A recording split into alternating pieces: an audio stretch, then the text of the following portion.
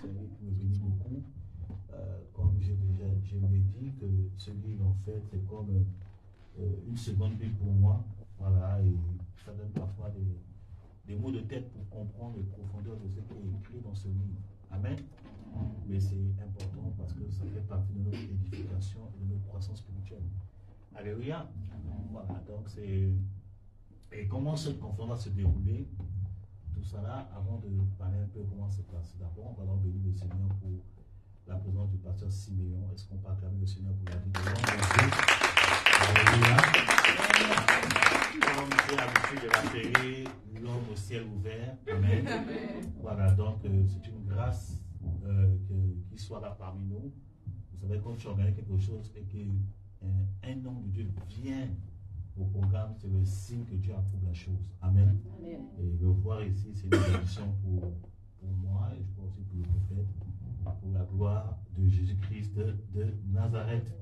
Voilà, donc aujourd'hui, comment la conférence va se passer. Il y aura un temps de présentation d'abord de l'homme de Dieu. Je vais jouer le rôle un peu de modérateur. Je vais poser d'abord certaines questions aux prophètes qui vont essayer de nous éclairer aussi sur ce qu'il y a dans le livre, donner un peu de l'eau dans la bouche,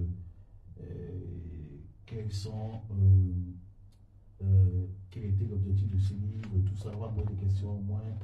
J'ai révélé au moins je crois une dizaine de questions. Amen. Et après cela, je vais parler à cœur ouvert et on va laisser cet esprit faire ce qu'il a à faire. Alléluia. Voilà, parce que c'est une conférence, oui, présentation de livres, mais nous sommes aussi très prophétiques. Donc on ne sait pas, peut-être pendant la conférence, Dieu peut parler à quelqu'un, Dieu peut appeler une délivrance, Dieu peut appeler une consolation.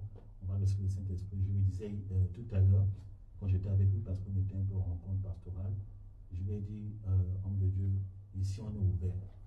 On est ouvert au prophétique, on est ouvert à la grâce de Dieu, donc ne te retiens pas. Parce que hier, je sentais qu'il se retenait un peu. Je lui ai dit ça, je lui ai dit, lâche-toi. Lâche-toi. Si tu as arrêté de faire des actions prophétiques, si tu veux donner des orientations prophétiques, prier pour chaque personne, faire des actions bizarres, on est libre. Amen, on est ouvert au prophétique, donc il ne faut pas tout faire. Donc on ne sait pas comment ça va se passer. Voici le plan qu'on va faire et puis qu'on va suivre. Maintenant, libre au Seigneur de faire ce qu'il veut. Et aussi, à la fin, pour ceux qui sentent, voilà, on va consacrer un moment aussi pour ceux qui ont besoin que l'homme de Dieu puisse les recevoir en entretien pour prier un plus particulier au bureau. On va organiser ça aussi à la fin et après on va se préparer pour demain, pour la grande fête de demain. Amen. Voilà, voici un peu comment on va faire. Il y a aussi des temps de questions-réponses, voilà, par rapport au livre, etc., etc. Amen. Amen. Donc, vous voyez ici, c'est la sœur Sephora. Amen. Amen. Voilà, quand vous qui avez à cœur de prendre des livres, vous allez venir vers elle, le nombre de livres, elle va encaisser, et puis après, à la fin, faire le rapport au prophète. Amen. Amen. Donc, je m'encourage vraiment de vous procurer de ce livre. Moi-même, je vais encore en prendre parce que j'ai déjà ce livre, mais je vais encore en prendre. C'est une manière de soutenir le travail du prophète. Amen. Ce n'est pas facile d'écrire un livre. Donc voilà, moi-même, je vais en prendre peut-être 2 ou 3 manières de soutenir. Comme ça, si je veux évangéliser quelqu'un, voici un livre, je t'offre. Amen. Amen. Donc, vous qui avez acheté le livre, le prophète aura le temps aussi de signer. C'est important aussi, laisser l'homme de Dieu signer dans le monde. Les gens courent derrière les stars pour avoir un orthographe, tout ça là. Mais ici, la seule star, c'est Jésus. Amen. Tout ça là. Et quand quelqu'un fait une œuvre comme ça, c'est important aussi de laisser la personne signer votre livre. Peut laisser aussi des paroles prophétiques d'encouragement sur l'inspiration du Seigneur. Amen. Donc, vous pouvez prendre le livre, ne manquez pas de venir voir le prophète qui vient de signer votre livre. Alléluia. Amen. Voilà, c'est comme ça qu'on va faire la prière. Donc, alors, on va commencer par les questions-réponses. Les questions que j'ai préparées, tout ça. Hier, on en a parlé qui est l'homme de Dieu. Voilà. Mais je vais d'abord vous poser une question avant d'aller sur le livre. Voilà. Avant d'aller sur le livre, je veux d'abord demander au prophète Raph Yannick d'abord de se présenter. Qui est le prophète Raph Yannick?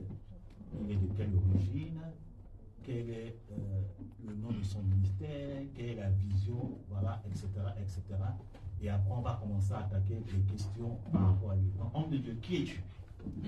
Amen. Déjà, shalom à tout le monde. Que Dieu vous bénisse d'être là cet après-midi. Donc, voilà, bon, moi je m'appelle Ralph Yannick Maganga. Je suis originaire du Gabon, où j'ai commencé en fait à proprement dit le ministère pleinement. Donc en fait il avait déjà commencé à l'époque en Côte d'Ivoire.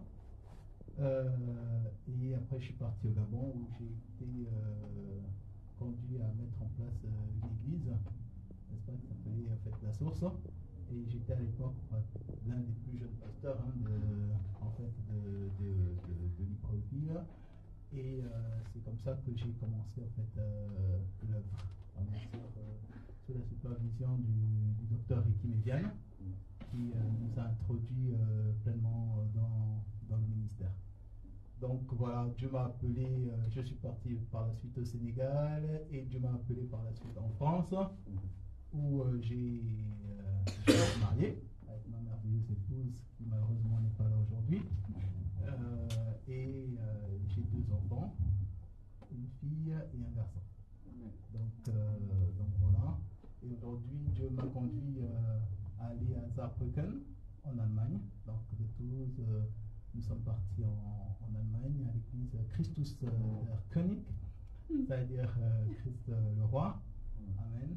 Donc c'est là-bas que je sers auprès du pasteur David Benzil dans le ministère prophétique. Et Dieu m'emmène à remettre à nouveau en place le ministère La Source, qui était au départ un réseau d'intercession, de soutien, de prière, où on mettait en place, on faisait plein d'activités spirituelles telles que des concerts, tels que des séminaires pour l'édification du corps de Christ. Donc c'est un ministère, pas une église, mais qui travaillait avec les églises, qui est censé travailler avec les églises pour l'édification. Donc en gros c'est ça, je suis pleinement investi avec mon épouse dans le ministère et dans l'œuvre de Dieu. Amen. Amen. Chose qu'il faut souligner parce que je viens de dire que tu étais en Côte d'Ivoire, mais qui était ton leader en Côte d'Ivoire? En Côte d'Ivoire, j'ai commencé avec le pasteur Sanogo Mohamed, que certainement vous connaissez. C'était au départ tout nouveau, il commençait à peine avec la cellule, avec une cellule. Et voilà, donc c'est lui qui m'a encadré en fait dans les débuts. Avec de merveilleux frères, on avait une cellule, la CDJ. Donc c'est là-bas que j'ai vraiment débuté en tant que jeune chrétien dans le ministère. Amen. Amen. Donc il fait partie de la genèse du ministère de pasteur Mohamed Sanogo. Et je me rappelle une fois, j'étais rentré en contact avec pasteur Mohamed Sanogo parce que pasteur Mohamed Sanogo le cherchait. Et j'ai écrit au pasteur Mohamed Sanogo, le prophète il va très bien. Et je crois que je vais le recontacter après, je ne sais pas. Tout ça, je ne me rappelle pas s'il t'a recontacté. Je rassure au pasteur, non, il va très bien, on est ensemble, voici ce qu'il faut aujourd'hui, et il a été tranquillisé. Amen. Ouais, que le nom du Seigneur soit béni. Donc ça veut dire que non, ce n'est pas maintenant qu'il sert, c'est un ancien. Amen. Voilà, et que Jésus seul soit glorifié. Amen. Amen. Amen. Voilà. Donc maintenant, on va attaquer maintenant par rapport au livre. Première question par rapport au livre. Qu'est-ce qui vous a poussé, prophète, à écrire ce livre? Ok, c'est une bonne question ça. Amen. Déjà, ce qui m'a poussé à écrire ce livre, c'est j'étais toujours passionné par le thème de la foi. Et ce thème de la foi, je voulais expérimenter une vie de foi véritable. Donc très souvent, j'entendais les chrétiens dire « faut faire ça par la foi, c'est par la foi, faisons ça par la foi ». Et je me retrouvais à faire des choses par la foi et je me rendais compte que je me cassais la tête, rien ne marchait. Je n'avais aucun résultat, rien ne se produisait et Dieu seul sait le zèle que j'avais, mais je ne comprenais pas pourquoi chaque fois que je dois poser un acte par la foi, que je dois faire telle chose par la foi, rien ne se passait.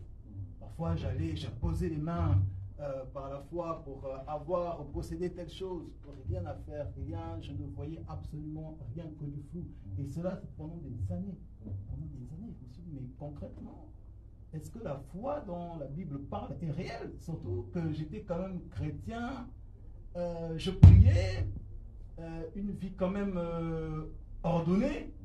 Comment la foi dont on voit dans la Bible, comment on ne peut pas véritablement l'expérimenter? C'était des grandes questions que je me posais et qui étaient devenues très problématiques en fonction de la façon dont je vivais ma vie chrétienne.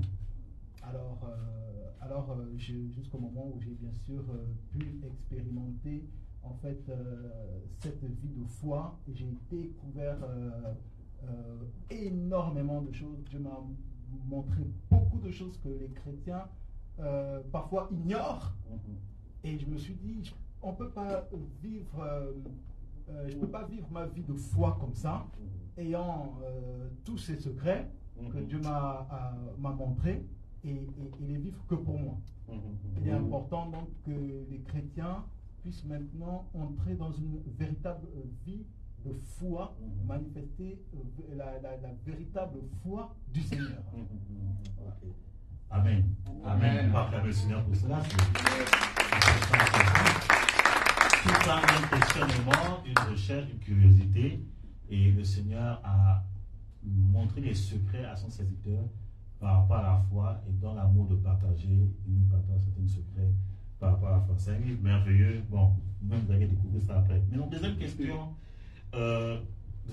c'est comment cette vie de foi a commencé et quel est le point de départ? Ok. Amen. Bon, il faut dire que cette vie de foi, comme je le disais tantôt, j'ai posé beaucoup de pas de foi, rien ne marchait. Échec sur échec. Et alors, pendant que j'étais au Sénégal, j'ai eu un ras-le-bol. J'ai dit à Dieu, Seigneur, soit tu existes, soit tu n'existes pas. Soit la foi est réelle, soit la foi n'est pas réelle. Parce que je croyais quand même. Si quelqu'un venait me dire, tu ne crois pas, c'est à cause de ça que tu n'as pas, je dis non, tu es un menteur, je crois. Amen. Le problème, c'est pourquoi j'accède pas. C'était ça ma réflexion. Alors, j'ai dit à Dieu, Seigneur, il faut que tu me répondes. J'ai fait 3 jours de jeûne. Je ne sais pas si ce témoignage j'ai marqué dans le livre, je ne m'en souviens plus trop. Mais je sais que j'ai fait 3 jours de jeûne et j'ai prié Dieu. J'ai dit, Seigneur, je veux vivre la foi. Je veux la foi. Je veux la manifester et je veux que ce soit concret. Et j'ai jeûné sans manger, sans boire pendant 3 jours. Et je suis sorti de là. Je n'avais pas une réponse directe, mais j'avais une paix de Dieu extraordinaire. Et après cela, pendant que je priais, Dieu me dit, écoute, tu vas aller en Allemagne et tu vas soutenir ta sœur qui est là-bas. Vous allez dire ça, ce témoignage-là, certainement pas. Et là, Dieu me dit, va en Allemagne soutenir ta sœur qui est là-bas. Je dis, Seigneur, je n'ai pas d'argent. Et Dieu m'a dit, il ne m'a plus répondu après. Amen. J'ai compris que si Dieu m'a dit, alors je vais pourvoir. Amen. Je suis allé à l'agence de voyage. Je passe les détails parce que vous pourrez voir ça dans le livre. Non, ça ne sert à rien. Voilà. Donc, avec la grâce de Dieu, les choses se sont débloquées. Et j'ai pu venir sur Toulouse, parce qu'à ce moment, j'étais déjà en contact avec le prophète. Et de Toulouse, je suis parti en Allemagne chez ma petite sœur qui avait vraiment besoin de soutien et d'aide en ce temps. Donc, c'est comme ça que j'ai commencé à expérimenter en fait cette vie de foi. Amen. Amen. Wow. Donc, c'est par un jeûne, un ras-le-bol, et à chercher Dieu. Donc, bien aimé, il y a des choses auxquelles tu aspires. Il faut aller chercher Dieu. Bon, nous, à l'Assemblée, on est dans un jeûne, on fait ce soir. Bien que nous, on a eu pitié de vous, on a fait un jeûne en couple le soir. Il a fait 3 jeûnes sans manger, sans boire, et Dieu a répondu. Alléluia. Donc, il faut jeûner et prier. C'est pour ça que la Bible dit, ce type d'esprit ne sort que par le jeûne et la prière. Vous allez voir que quand Jésus parle de ça, après, il va parler de la foi. Donc le jeûne aiguise la foi. Amen. Voilà, merci Seigneur pour la vie de son serviteur. Amen. J'espère que ces questions vous aident aussi vous-même. Hein? Ça vous aide? Amen. Donc on comprend que le jeûne, on comprend que le jeûne est un élément déclencheur des grâces de Dieu. Amen. C'est comme Daniel. Permettez-moi de parler de ça. Daniel, ça me fait penser à Daniel quand il voulait comprendre le temps de l'exaucement d'Israël. Il a jeûné pendant 21 jours. Et après, vous allez voir que Dieu va donner l'intelligence à Daniel, les signes de la fin des temps. Il va commencer à avoir un temps de vision extraordinaire. Il va même parler de l'œuvre de la croix, de la fin du temps. En fait, Daniel, c'est un mini apocalypse, quoi. Il va te parler des choses. Le truc s'est déclenché parce que Daniel a commencé à jeûner et prier. Il y a peut-être des choses auxquelles tu aspires.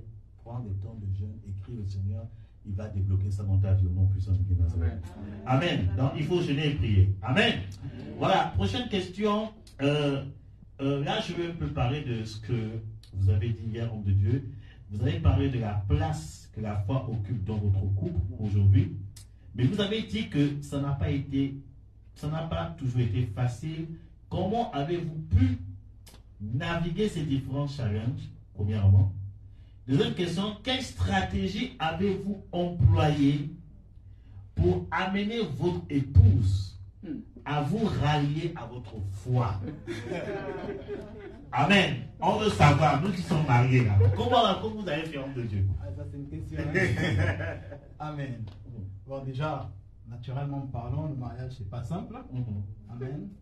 Parce qu'il faut apprendre en tant qu'homme à comprendre le monde des femmes. Et il faut que les femmes apprennent à comprendre le monde des hommes. Ça déjà, on a parfois des mots de tête et c'est difficile d'y parvenir.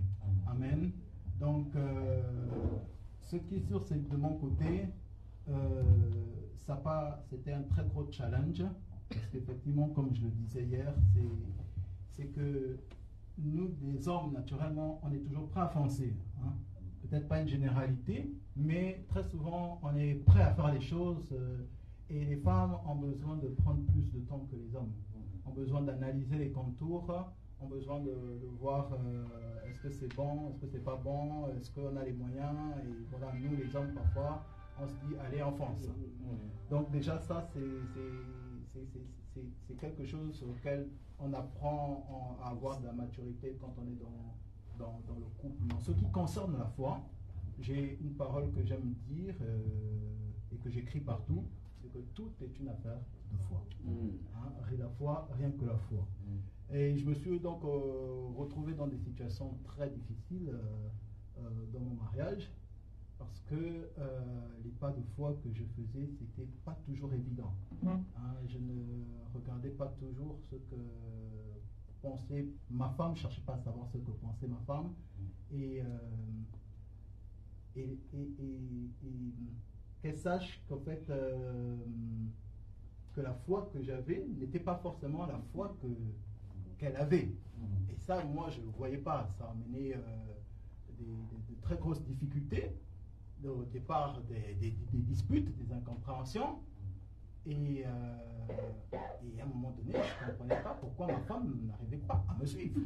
Pourquoi est-ce que c'est comme ça et pourquoi nous vivons en fait des troubles qui, à la longue, étaient agaçants. Et un jour, alors que je priais pour mon couple, en fait, là, le Seigneur me donne cette parole.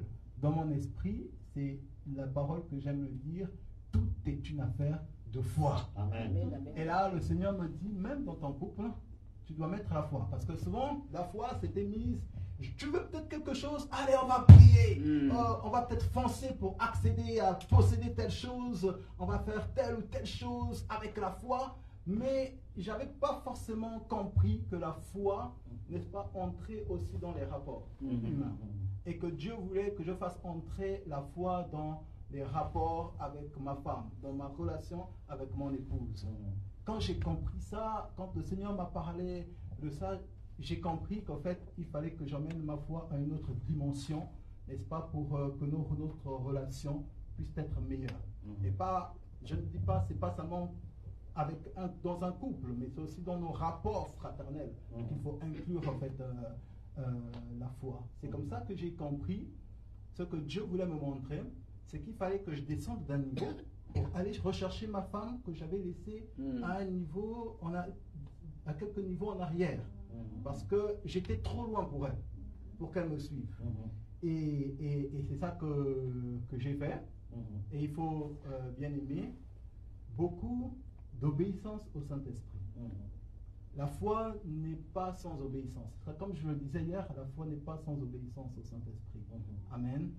Il faut beaucoup d'obéissance. Et quand il y a l'obéissance, il y a derrière l'humilité. L'humilité de se rendre compte que, fait, oui, la foi, quand on fonce avec la foi, on se crée des problèmes. Et on crée des problèmes à ceux qui nous suivent. C'est important de le dire. Amen. On peut créer des problèmes à ceux qui nous suivent. Donc il est important de partir prendre ceux qui nous suivent et dire, bon, écoute, on avance ensemble. Et donc je suis retourné prendre ma femme et on avance maintenant ensemble au même rythme. C'est-à-dire que je tiens compte de ce qu'elle me dit, de ses craintes aussi par rapport à ça, et la rassurer. Amen. C'est pas facile de rassurer quelqu'un quand on n'a absolument rien. Amen.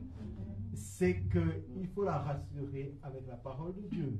La rassurer avec beaucoup d'amour, la rassurer et dire, bon, on avance ensemble, comptons ensemble sur Dieu. Et quand on a commencé à faire ça, on a ensemble vu Dieu, parce qu'elle-même, elle était prête à aller. C'est elle-même parfois qui disait maintenant ce qu'il fallait, comment on devait faire les choses. Je dis, ah voilà. Elle-même des choses, je dois vous avouer, je commençais moi-même à avoir peur, à douter. Elle me dit, ah, faux sang. Je dis, c'est bon alors. C'est bon. Si c'est elle qui me le dit, c'est que c'est bon. Donc, c'est comme ça. C'est accepter de tout simplement pas trop, de pas courir trop vite, de retourner en arrière, se dire que j'ai pas forcément la même foi que ma femme, et que si je veux qu'elle ait une foi forte comme la mienne, il faut que je m'humilie, que je la prenne avec moi, et qu'on chemine petit à petit. Okay. Amen. Attends le Seigneur.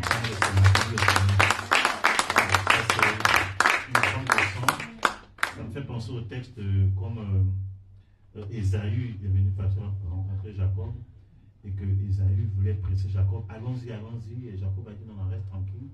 Il y a des brebis et des agneaux. Allons doucement. Si on va trop vite, ils seront de se blesser et ce n'est pas intéressant. Donc vraiment, il faut qu'on puisse se calmer, se tranquilliser, se remettre au niveau des personnes qui nous suivent afin que la gloire de Dieu se manifeste. Amen. Merci pour ce conseil très important. Mais non, on va se calmer. On a le feu de la foi, on veut que les choses bougent. On va dire, bon, tout le monde n'a pas le même niveau. Vraiment, on se remet au niveau de tout le monde pour les aider à suivre le rythme. Amen. Merci. Moi, ça me fait du bien. Parce que moi, je suis à ton parti. Quand je veux bouger là, ça me... Ok. Que Dieu soit célébré. Amen. Amen. Attendez, toujours dans le domaine de la foi, prochaine question. Donc, toujours dans le domaine de la famille plutôt. Comment faites-vous, prophète, pour enseigner la foi à vos enfants, surtout dans le monde vraiment perverti d'aujourd'hui? Amen. En ce qui concerne la foi et enseigner la foi aux enfants, je bénis Dieu pour mon épouse, parce que faut dire que là-dessus, c'est elle qui a fait le plus grand travail pour les enfants. Pour dire, moi, je ne réponds qu'aux questions les plus complexes que mes enfants parfois posent, mais en ce qui concerne la foi, ma femme a souvent pris du temps à les enseigner, à faire des cultes avec eux et vraiment prendre ce temps, n'est-ce pas? Et moi, je me contente souvent de dire à mes enfants, si vous avez besoin de quelque chose, il faut simplement demander à Dieu, et Dieu, il vous répond. Mais le travail même de transmettre la foi, c'est ma femme elle-même qui l'a fait aux enfants. En ayant travaillé avec les enfants, elle a ce tact de pouvoir parler avec les enfants, leur transmettre cette vie de foi-là. Elle sait se mettre à leur niveau pour les emmener à cette foi. Okay. Amen. Amen. Gloire à Dieu. D'où l'importance d'avoir des cultes de famille. Est-ce que tu peux regarder ton voisin et lui dire, il faut avoir des cultes en famille? Regarde. C'est très important. Ne négligez pas cet aspect. Surtout dans le cas de l'église, toujours il y a 3 types de cultes. Il y a le culte personnel, il y a le culte familial et le culte dans l'assemblée de Dieu. Amen. Il ne faut pas négliger ces 3 dimensions de culte. Et voilà, le prophète nous donne encore une clé importante, le fait de prier avec les enfants, le fait que quand il y a besoin de quelque chose, montrer à l'enfant que la prière peut amener les choses, la parole de Dieu, et l'enfant lui-même va expérimenter Jésus. Et voilà. Merci Seigneur, merci Seigneur, merci Seigneur. Prophète, vraiment il y a une question qui me fatigue et que je veux vous poser. On sait que vous avez parlé de doute au domaine de la foi. Je sais que dans votre démarche de foi, vous avez douté, vous avez failli même baisser les bras. Mais comment, prophète, avez-vous fait pour vous recadrer, pour revenir au niveau de la foi, selon le Seigneur? Amen. Bon, pour revenir toujours au niveau de la foi, il faut savoir qu'il ne faut jamais s'éloigner de la parole de Dieu. La source de la foi, c'est ça qui nous permet de toujours nous recadrer. J'ai consacré un passage, un chapitre entier à parler de la source de la foi. On peut avoir des moments de doute. Hein, ça arrive à tout le monde d'avoir des moments de doute. C'est arrivé à de grands prophètes dans la Bible. Même Jean-Baptiste qui a dit que le Seigneur était l'agneau de Dieu, à un moment dit, est-ce vraiment toi qui doit venir, ou devons-nous en attendre un autre? Donc il y a toujours ce moment de doute, mais le Seigneur nous recadre à la source. Hein, le Seigneur nous recadre à la source. Et quand on est recadré par rapport à la source même, qu'on arrive à rebondir dans notre vie de foi. En fait, le problème, je disais hier, il faut faire la différence entre la foi et la vie de foi. Il y a des gens qui ont la foi et il y a des gens qui ont la vie de foi. Donc ceux qui ont la foi simplement, ils peuvent avoir la foi vis-à-vis d'une circonstance bien particulière et après, c'est fini pour eux. Mais celui qui a cette vie de foi doit comprendre que la vie, elle coule de quelque part. Et il doit connaître la source de cette vie de foi. Donc souvent ceux qui ont juste la foi ponctuelle, par exemple, qui croient ici qu'il peut avoir 200 €, certains vont me lever la main. Oui, je crois que je peux avoir les 200 €, mais qui sera la source de ce miracle de 200 €? En fait, c'est ça la question. Amen. On croit tous, même les païens peuvent croire qu'ils peuvent avoir 200 €. Mais la source des 200 €, ça peut être le diable. Voilà. C'est-à-dire qu'il faut se recentrer sur la source. Hein? Et quand on connaît la source, à ce moment, on peut rebondir dans notre vie de foi facilement. Amen. Amen. Amen. Donc la source qui nous permet de revenir à la foi véritable, c'est la parole de Dieu alors. Amen. Car la foi vient de ce qu'on entend, est-ce qu'on entend bien de la parole? Amen. Que Dieu soit célébré. Amen. Voilà. J'ai encore 3 ou 4 questions. Que diriez-vous, prophète, que diriez-vous à une personne qui a besoin d'être encouragée par rapport à sa marche dans la foi? Amen. La marche dans la foi, il faut savoir, quand la Bible nous parle de la foi dans le livre de Jacques, l'une des premières choses qu'il dit en ce qui concerne la foi, c'est regarder, je vais prendre directement ce passage pour ne pas le paraphraser, c'est dans le livre de Jacques. Il dit, Jacques chapitre 1, la première chose qu'il dit, c'est regarder comme un sujet de joie diverses, de joie complète, les diverses épreuves auxquelles vous pouvez être exposés, sachant que l'épreuve de votre foi produit la patience. C'est qu'en fait, la vie de foi ne peut être sans l'épreuve. Celui qui décide de vivre la foi décidera de faire face à différents challenges dans la vie. Et il doit à chaque fois regarder ces différents challenges comme avec beaucoup de joie. N'est-ce pas? Pourquoi? Parce qu'autour de la foi, il y a parfois beaucoup de folie. C'est pourquoi il parle plus bas dans le même livre de Jacques de la sagesse. N'est-ce pas? Et pour avoir avoir cette sagesse-là, il faut bien sûr toujours revenir sur la source, sur la parole de Dieu, parce que la crainte de l'Éternel, c'est le commencement de la sagesse. Donc, craindre l'Éternel, n'est-ce pas, et regarder les différentes épreuves avec joie. Les gens se découragent facilement aujourd'hui, comme je le disais hier, parce qu'on n'a pas appris aux enfants de Dieu à pleurer. Excusez-moi. Ça fait bizarre de le dire, mais avant, les gens, quand ils se convertissaient, on leur apprenait à mourir pour Christ. C'est-à-dire qu'on leur disait, vous acceptez Christ, c'est pour la vie ou la mort. Parce que le contexte dans lequel les premiers chrétiens se convertissaient était un contexte où, en fait, ils pouvaient être tués. Et donc, il fallait que toute épreuve soit vue avec beaucoup de joie et pas de tristesse. Et aujourd'hui, on a plus appris aux enfants de Dieu à être tristes face aux situations. Pourquoi? Parce qu'on leur a juste dit, avec Christ, vous pouvez tout avoir. Vous pouvez tout avoir avec Christ. Donc, ils y mettent leur foi, ils se cassent la tête et ils n'ont rien. C'est ça le problème. Maintenant, oui, on peut tout avoir avec Christ, mais à quel prix? C'est souvent ça qu'on ne dit pas. Hein? À quel prix?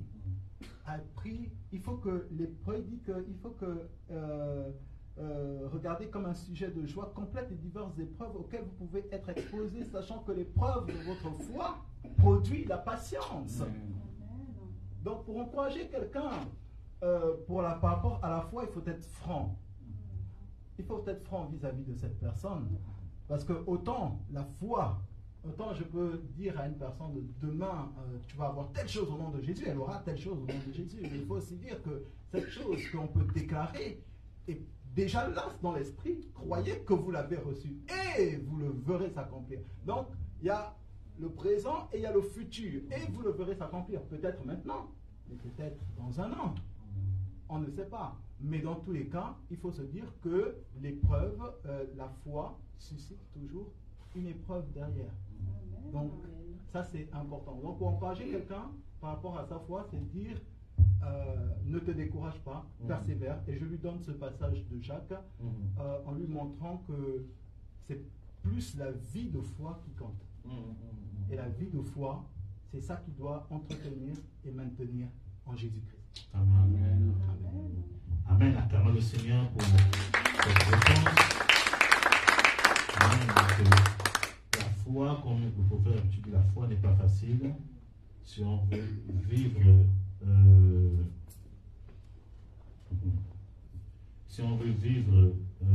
vraiment le domaine de la foi, il faut être face à la réalité des épreuves. Amen. Donc, sans épreuve, on ne peut pas grandir au domaine de la foi. Sans épreuve, on ne peut pas manifester la pleine foi que Dieu a prévue pour notre vie. Amen. Donc, il faut toujours qu'on soit armé dans cette pensée que non, on sera éprouvé. Parce que chaque dimension est toujours précédée par une épreuve. Amen. Amen. Amen. Pas d'amen ce soir. Amen. Voilà. Donc, arme-toi de cela. Alléluia. Arme-toi de cela. C'est vraiment extraordinaire ce que nous partageons. Ce sont des thèmes qu'on ne traite pas beaucoup. Et ça fait du bien d'entendre ce genre de thèmes parce que ça fortifie. Moi, ça me fortifie et ça me fait du bien. Amen. Donc, il faut t'armer. Arme-toi. Arme-toi des épreuves que tu vas traverser. Il y a quelqu'un qui est venu me voir hier. Le prophète a donné une prophétie à quelqu'un hier. Et la personne est venue me voir, prophète. La prophétie que l'homme de Dieu a donnée là, ça m'effraie. Je dis pourquoi? Il dit, mais je suis déjà éprouvé. C'est quelle épreuve qui arrive encore? C'est là que j'ai dit au bien-aimé, je dis, tu sais, l'épreuve, c'est la manifestation de l'amour de Dieu vis-à-vis de quelqu'un. C'est une manière pour Dieu de te montrer qu'il t'aime. Parce que Dieu, quand il ne t'aime pas, il t'ignore. Amen. Donc si tu traverses ces temps d'épreuve, c'est que Dieu t'aime véritablement. Regardez dans les Écritures, les personnes que Dieu a beaucoup manifesté la grâce, ce sont des personnes qui ont traversé des épreuves extraordinaires. C'est l'amour de Dieu. Voilà. On dit qui aime bien, châtie bien. Si Dieu n'a pas épargné Jésus, qui es-tu toi de ne pas passer par les épreuves? Voilà. l'épreuve de Jésus était trop élevée. Il a dit, c'est son fils bien-aimé. Et il a dit, Seigneur, glorifie ton nom. Le Père a dit, je le glorifierai encore. Quand il dit le glorifierai encore, il parlait en fait de la croix. Donc la croix, c'est une manière de glorifier Dieu. Donc Dieu, parfois, quand il veut se glorifier dans ta vie, il te fait passer par les choses dures.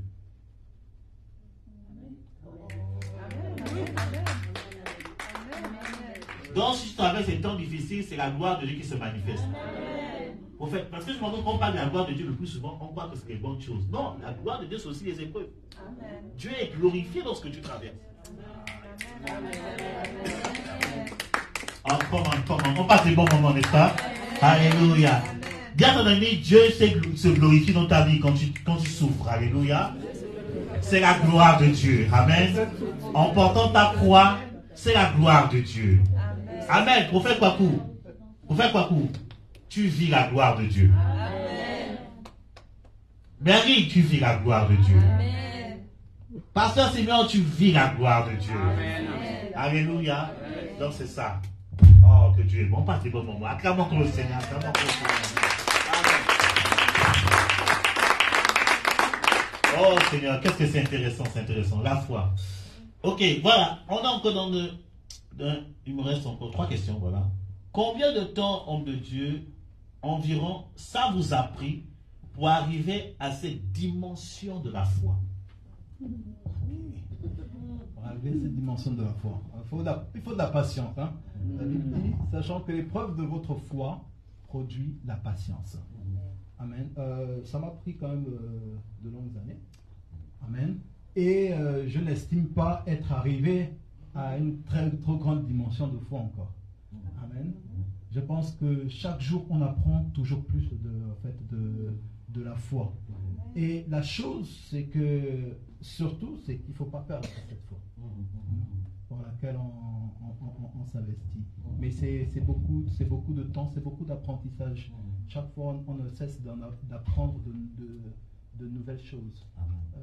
La foi, c'est pas juste dire je crois, c'est vraiment, il y a beaucoup de choses autour de ce concept même de la foi.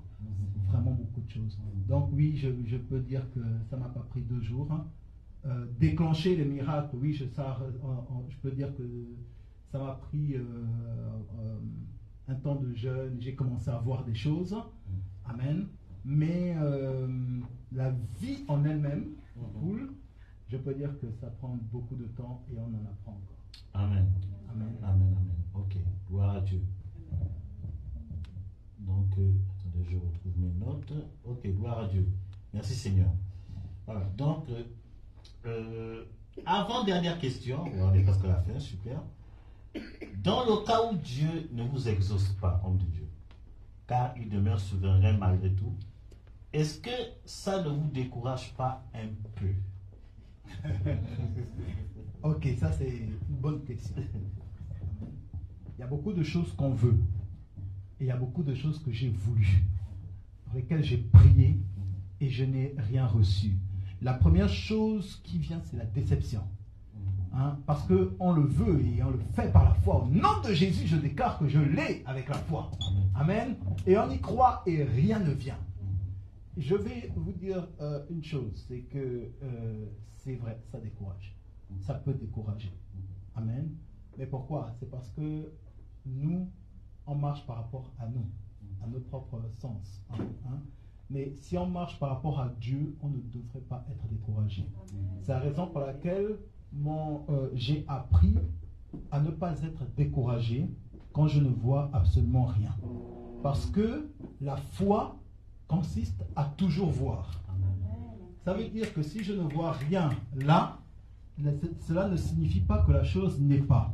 Jésus dit, croyez que vous l'avez reçu. Et vous le verrez s'accomplir. C'est-à-dire avec les yeux, ce n'est pas forcément maintenant. Mais la chose, elle est là. Amen. La chose, elle est là. Vous voulez peut-être, je ne sais pas, une télévision. La chose, croyez que vous l'avez reçue. Elle est là. Elle est là. Mais Jésus utilise le futur. Et vous le verrez s'accomplir. Ça veut dire que soit tu vas le voir s'accomplir dans les 2 heures qui arrivent, soit tu le verras s'accomplir dans les 2-3 semaines. Pourquoi? Parce qu'il y a beaucoup de principes autour de la foi. La foi, ce n'est pas juste croire. Je ne peux pas tout vous dire. Amen.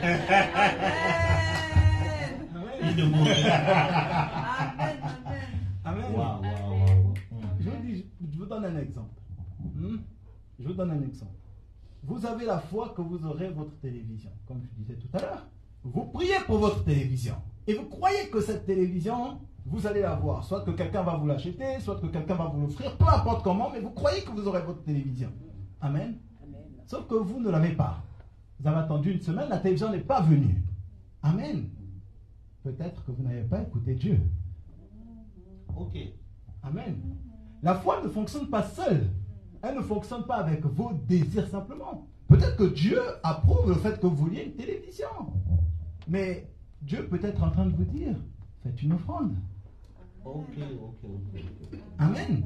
Vous croyez, vous le verrez s'accomplir, mais il y a aussi d'autres principes qui peuvent vous empêcher de manifester cela. Alléluia. Je prends un exemple, je vous l'ai dit hier. Nous attendions en fait un document très important pour nous. Amen. Et ce document ne vient pas.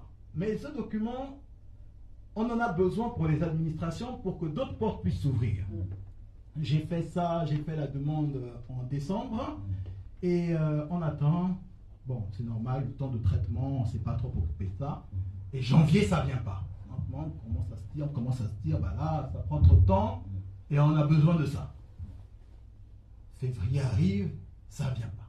Donc, la semaine dernière, on est parti avec ma femme dans une petite ville et on est parti à l'église là-bas où on a rencontré en fait un merveilleux homme de foi, amen, qui nous a parlé des choses de la foi. Et là, avant de partir, on dit, bah, écoute, on va faire l'offrande. Amen. On fait l'offrande. Quand on arrive à la maison, le document est dans la boîte aux lettres. Amen. Alléluia.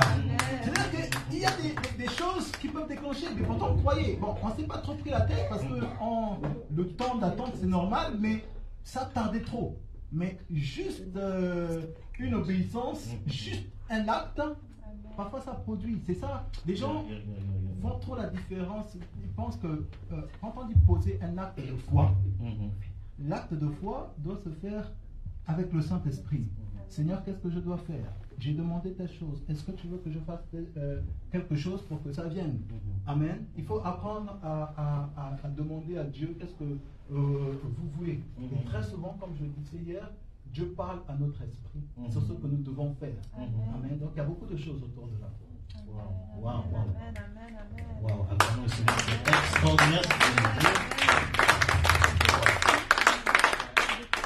Donc, pour la foi sans les œuvres ne sert à rien. Parfois, il faut accompagner notre foi par des actions, soit une offrande, soit une chose qu'il faut obéir, une instruction, gloire à Dieu. Comme dit mon pasteur, le feu pasteur Pébi Gaëtan, qui disait le miracle se cache derrière l'instruction. Quand tu demandes un miracle à Dieu, il te donnera une instruction. C'est en obéissance à l'instruction qui va créer le miracle. Parfois, nous, on a des instructions, on n'obéit pas. C'est pour ça que les miracles ne viennent même pas. Amen. Donc, c'est bien de croire, mais il faut obéir à l'instruction. Et le Seigneur fera grâce. Alléluia. Au monde est béni. Moi, je suis béni. Amen. Je suis béni ce soir. Je suis vraiment béni par ce moment au nom du Christ. Je crois que là, c'est la dernière question. Je trouve mes notes, je retrouve vite mes notes.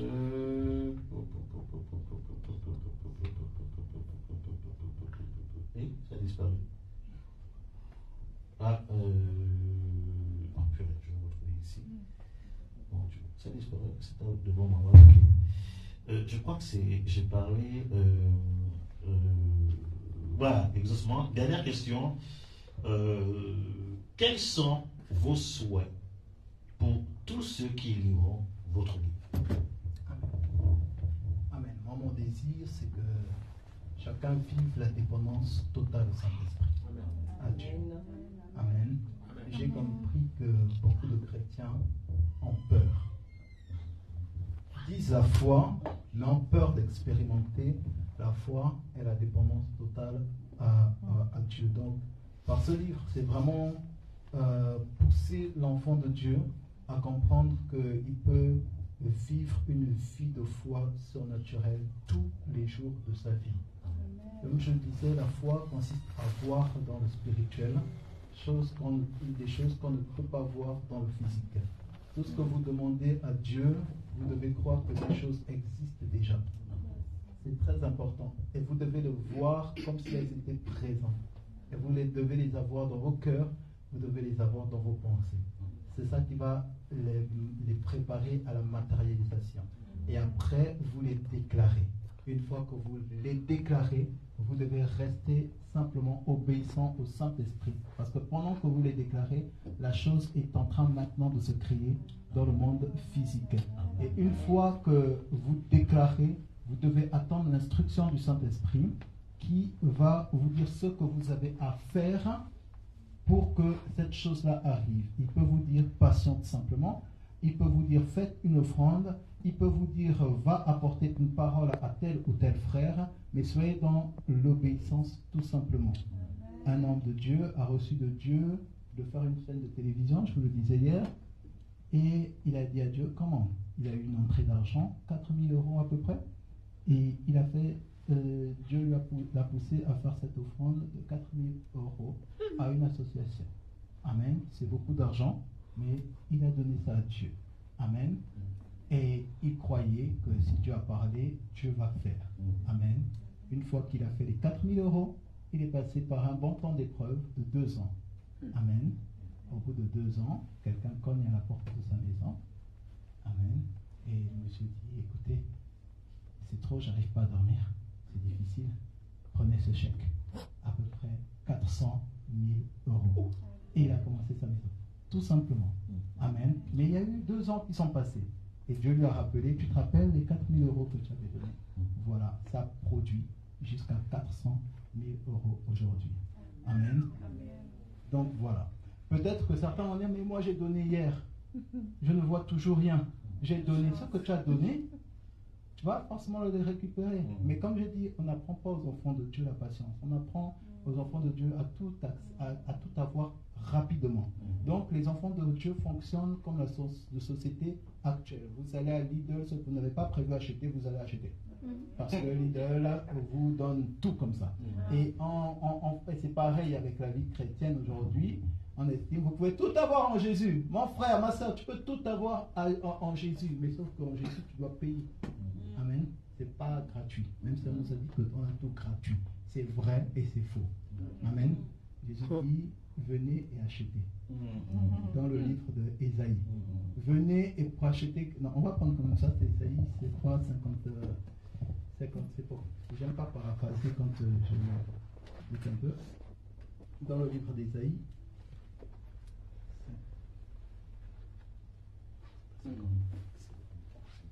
Je crois que c'est 54 ou 57. Ah, voilà, Ésaïe 55 à partir du verset 1. Il dit, venez vous tous qui avez soif. Verset 1, 55. Il dit, même celui qui n'a pas d'argent. Venez et achetez. Comment acheter quand vous n'avez pas d'argent? Amen. Mais on doit quand même acheter. Dieu n'a pas besoin de votre argent. Mais il a besoin que vous les achetiez par le prix, n'est-ce pas, de cette épreuve de la foi. Amen. Par votre foi. Alléluia. Amen. Donc on ne peut pas dire qu'on a la foi et être impatient. La foi produit la patience. Donc ce n'est pas compatible. C'est pourquoi la Bible dit de Moïse qu'il était fort patient. C'est un homme rempli de foi. Amen. Donc, en fait, c'est ça. Une fois que vous déclarez, vous devez aussi patienter, attendre l'instruction de Dieu et on va voir Dieu à ce moment. Amen. Amen. On doit finir par cette question, mais pour faire déjà dit quelque chose, en fait ça m'interpelle et je crois que ça vous a interpellé. Vous dites que quand vous demandez quelque chose à Dieu, la chose existe déjà. Mais est-ce qu'on peut demander à Dieu quelque chose qui n'existe pas dans ce monde et Dieu matérialise la chose? Ça dépend. Plus de précision dans la question. Par exemple, un enfant. Voilà. L'exemple d'un enfant, par exemple, c'est un exemple, on sait qu'une femme, par exemple, qu'on a arraché les trompes, humainement, scientifiquement, médicalement, tout, c'est impossible. Mais quand on demande à Dieu, parce que c'est la phrase, ça existe déjà, qui m'a interpellé. Est-ce que dans ce cas de situation, on peut utiliser la foi pour dire Seigneur, il n'y a pas de trompe, je prie que le trompe apparaît et Dieu fait apparaître la chose. Ça, c'est le premier exemple. Deuxième exemple, on veut un poste, par exemple, de travail, et ce poste n'existe pas. Est-ce qu'on peut prier pour que ce poste soit créé, qui répond parfaitement à nos profils? Voilà. Amen. Tout ce que je peux dire, c'est qu'il faut croire une chose. Tout est possible à celui qui croit. Tout est possible. Il y a un moment donné, j'ai commencé à chercher un travail et j'étais très ferme sur le salaire que je voulais et sur le poste que je voulais. Parfois on m'a dit, écoute, t'as pas besoin de chercher ça, va prendre juste un travail, quoi. Voilà. Moi j'ai dit non. Non. Moi je veux ce travail et pas moins de ce salaire-là. Pas moins ce salaire. Amen. Ce salaire ou plus. Amen. Et j'ai simplement cru. J'ai simplement cru. J'ai dit, Seigneur, est-ce que tu es partant avec moi? Et moi, parfois, Dieu me répond par ce que j'ai l'habitude. Tout est une affaire de foi. Alors, quand Dieu me répond, j'ai foncé. Et là, on m'a appelé parce qu'en fait, ce poste, je l'ai déclaré. Amen. Et je suis allé, j'ai foncé par rapport à ça. Et on m'a appelé. En envoyant tous les CV, on m'a appelé. On m'a dit, c'est toi qu'on veut. Amen. Je dis, bon, parlons maintenant salaire. Amen. Lui-même m'a proposé le salaire que j'avais moi-même mentionné. Sont pas acclamer le Seigneur pour sa grâce. Je pense que c'est possible, quelque chose qui n'existe pas encore et que nous-mêmes on définit, c'est possible de l'avoir. C'est possible de l'avoir. Si tu dis que bon, je souhaiterais avoir la prochaine Mercedes qui va sortir et je déclare qu'elle sera comme ça, elle sera comme ça, Dieu peut conduire le concepteur à fabriquer la voiture comme tu l'as voulu. Amen. Je veux dire, c'est fort ça. Je veux dire une chose, la foi, il faut la voir parfois comme de l'argent. Amen. Celui qui investit peu reçoit en fonction de son investissement. Amen. Et la foi, c'est un peu comme lorsque tu t'enrichis. Plus tu t'enrichis, plus tu deviens exigeant. Amen. Et plus tu deviens exigeant, plus tu es en mesure de dire à une société, écoutez, j'ai envie de créer cette boîte-là, et je veux que cette boîte soit connectée. Qu'elle puisse s'ouvrir toute seule, qu'elle puisse être comme ça, et tu vas donner ça peut-être à Audi, elle doit être infiltrée dans ma voiture. Ma voiture sera exceptionnelle. Là, tu arrives à être exigeant parce que tu as l'argent. C'est simplement ça. Bill Gates qui veut ça dans sa voiture, il va l'avoir. Il en a les moyens. Amen. C'est-à-dire que la foi, elle doit être investie et à ce moment, tu peux être plus exigeant en fonction de la façon dont tu investis. Parce que demain, tu vas dire, vous savez, moi j'ai souffert. J'étais dans un désert et dans ce désert, j'ai continué à croire que c'était possible. Amen. Et tu as été plus exigeant. Tu as été plus exigeant, donc tu as reçu beaucoup plus. Donc, c'est déjà ça. Amen. Donc, plus vous avancez dans votre vie de foi, plus apprenez à être exigeant. Et plus vous apprenez à être exigeant, plus vous devez investir de votre argent, en d'autres termes, de votre foi. Amen. Amen. Waouh, là, le prophète vous fait voyager dans des dimensions extraordinaires. Je vous ai dit que quand j'entends prêcher sur la foi, je me demande si moi-même j'ai la foi, quoi. C'est tellement profond. On est béni, n'est-ce pas? On est béni, qui est béni, qui est béni, qui est béni. Waouh. Donc la foi, c'est notre argent. Amen. C'est ça. J'ai jamais entendu parler de ça. Hein. La foi, donc tu as de l'argent, c'est ta foi. Aïe, aïe, aïe, aïe. Amen, amen, amen. Je prends un autre exemple. Yes. Et je prends un exemple avec quelqu'un qui est présent là, qui a participé à ça. Une fois, je n'avais plus rien à manger. Amen. Plus rien. Et cette personne est venue à la maison. Elle est venue avec un gros paquet de riz. Un gros sac de riz. Et elle avait fait quelques courses. Et elle a dit, tiens, c'est pour vous. Elle ne savait rien du tout. J'étais avec ma femme. Elle n'en savait rien. Amen. Et nous, on a prié, on a dit, Seigneur, avec ma femme, on a prié, on a dit, Seigneur, on a besoin de faire des courses. Et je me souviens, on avait dit, fais-nous des courses. Seigneur, étends ta main. Et la personne est partie, nous a fait les courses. Nous, on n'achetait jamais sac de riz. Nous, c'était les petits paquets. Là, et là, la personne nous a fait sac de riz. Amen. La personne est ici. Elle est dans cette salle. Amen. Je fais le nom. Amen. Amen. Elle se souvient certainement plus, peut-être. Amen. Alléluia. Je ne sais pas localiser. Amen. Alléluia. Amen. C'est juste pour dire que, en fait, il y a des choses, Dieu fait, les personnes ne savent pas, mais sont simplement conduites par le Saint-Esprit à le faire. Parce qu'il y a la foi qui a demandé de l'autre côté. Amen. Et donc, moi, j'ai réussi à vivre mieux que beaucoup de personnes qui avaient de très très bons salaires, alors que moi, je n'avais rien du tout. Amen. Certains qui m'ont dit, vous arrivez, en fait, on n'arrive pas à aller en vacances, on n'arrive pas à faire des choses que moi, parfois, j'ai réussi en fait à faire. Wow. Extraordinaire. Extraordinaire. Ce qu'il vient de dire, là, je l'ai même expérimenté hier avec lui. Parce qu'hier, je suis rentré à 2h du matin. Parce qu'après, il fallait se lever à 5h pour la prière. Et on parlait comme ça, on parlait. Et le prophète me dit, voilà, j'ai à cœur de te remettre quelque chose. Et il m'a présenté ça, après il m'a expliqué qu'est-ce que c'était. J'ai dit, mais attends, c'est une blague. Quand tu fréquentes quelqu'un, sans te rendre compte, la personne, la grâce qui domine la personne te déteint, sans te rendre compte. J'ai dit, mais attends, c'est une blague. Et je disais à ma femme, pas plus tard que la semaine dernière, j'ai demandé ce qu'il m'a offert là à Dieu. Parce que je ne savais pas où il fallait me procurer ça. Et Dieu a utilisé son prophète pour me dire, voici, j'ai à cœur de te remettre ça, je ne sais pas pourquoi, voilà, je te remets ça. Alléluia. Amen. La foi, et là je comprends bien le genre de la chose, la foi c'est ton argent.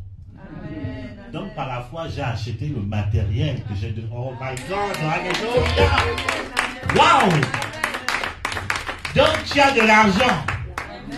Tu veux une nouvelle voiture, tu as l'argent qu'on appelle la foi. Tu veux une nouvelle maison, tu as l'argent qu'on appelle la foi. Tu vas aller en vacances à Disneyland, tu as de l'argent qu'on appelle la foi. Donc, utilise ton argent. Oh, wow, c'est profond. Ça, c'est... Je ne sais pas ce qu'il faut dire. Qu'est-ce que c'est profond. Donc, prophète, je te laisse couler. S'il y a une question dans la salle, on peut vous laisser poser une question particulière. Et après, on va laisser l'homme de Dieu répondre. Et maintenant, on va laisser les choses couler. Après, on va passer par la signature, l'achat des livres. Est-ce qu'il y a une question dans la salle? Oui, maman. Oui, maman. Oui. Je suis un petit peu enrouée, alors là.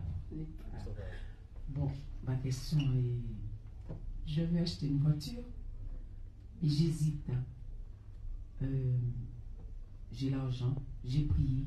C'est tellement marrant, j'ai prié tout le temps, je demandais ce que j'ai reçu là pour acheter la voiture. Et je prie tout le temps, et comme par hasard, j'ai téléphoné tout le temps pour demander si je peux avoir ce prêt. Je le dis clairement, ce prêt. On me disait toujours non. Et comme ça, j'appelle comme ça, j'étais couché là, mais je prie tout le temps. Hein.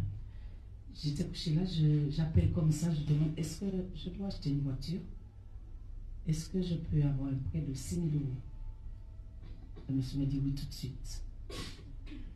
J'ai trouvé bizarre parce que tout le temps il me disait non. Bon, mais quand j'ai eu ces 6 000 €, On ne peut pas acheter une voiture 6 000 €, surtout maintenant, une voiture bonne. Après, je l'ai rappelé, je lui ai demandé, je vous ai demandé 6 000 €, mais je n'aurais pas assez pour acheter la voiture, il me faut au moins 10 000 €, même plus. Il m'a fait une autre crédit de 6 000 €, c'est vrai. Mais j'hésite toujours, je n'achète pas la voiture parce que pour moi, la voiture est plus chère. Alors, en fait, ma question, je ne sais pas. J'hésite toujours. Je ne sais pas la question, je ne sais pas comment vous posez la question. Je perçois un peu la question. J'ai 12 000 € pour l'acheter la voiture. Mais j'hésite toujours. Pourquoi vous hésitez? Parce que la voiture est plus chère ou bien parce que... Je ne sais pas, je ne veux pas n'importe quelle voiture. Je veux une voiture que je n'ai pas à aller emmener au garage à chaque fois. Et... je ne sais pas. J'hésite. L'argent, il a toujours. Mais j'hésite toujours. Alors, j'ai deux questions. Mais bon, je ne sais pas. Pose des questions, hein. Je cherche une maison aussi. Je veux dire, il faut, parce que mes petits-enfants dorment au salon. Et je n'aime pas ça. Ils dorment là. Et chez les appartements de maintenant, les cuisines sont faites dans la salle. Alors, si je dois me lever pour faire un thé, et même des fois, si on fait le repas tard, l'odeur est dans la salle. Et je ne trouve pas de logement. Je profite pour vous dire ça pour fête. Je cherche un logement. Je tourne, ça fait 1 an qu'ils sont avec moi et nous sommes là. Ils ne dorment pas bien parce que Brighton m'a dit maintenant, mamie, on n'a pas de chambre. On ne peut pas. Toutes leurs affaires sont, et enfin les affaires sont dans ma chambre, mais les jouets, tout ça, il a envie d'avoir un truc bien. Enfin bien, mais être à l'aise. Parce qu'ils sont 2 garçons et ils se battent aussi des fois. C'est soit un coup de pied, tout ça. Alors voilà, c'est la maison et la voiture. Alors je peux me décider à acheter la voiture. Parce que celle que j'ai là, elle tombe en panne des fois. Et je vais arrêter de le payer parce que je paye sans arrêt des fois pour la réparation. J'ai profité pour vous dire tout ça. Voilà, c'est mon truc. Alors, une réponse, je ne sais pas. Je ne sais pas pourquoi j'hésite non plus pour acheter la voiture. En tout cas, pour l'hésitation, je ne sais pas. Mais ce que je peux dire, c'est que la voiture que vous voulez, vous devez vraiment la voir dans l'esprit. Oui, je sais. Vous devez la voir dans l'esprit. Vous devez savoir quelle voiture vous voulez. Après, quand vous savez quelle voiture vous voulez, vous devez savoir quel prix elle coûte. Et en fonction de ce prix, vous devez maintenant déclarer et demander à Dieu. Si vous ne connaissez pas aussi le prix et que par exemple vous avez fait 2 demandes, une demande qui était trop basse apparemment, et après un surplus, c'est peut-être que vous ne connaissiez pas le prix avant de faire la première demande. Cherchez à connaître le prix, combien ça coûte. Et une fois que vous connaissez combien ça coûte, en fonction de ça, on vous dit, Seigneur, ça coûte ça. Et vous savez, la chose, c'est qu'il ne faut jamais limiter Dieu. Il ne faut jamais limiter Dieu. Dieu ne se limite pas à la banque. Il dit, vous dites à Dieu, Seigneur, je veux telle chose. Si c'est par la banque, il n'y a pas de problème. Si c'est par une autre voie, mais je la veux. Amen. Et vous devez avoir ça, en fait, dans l'esprit.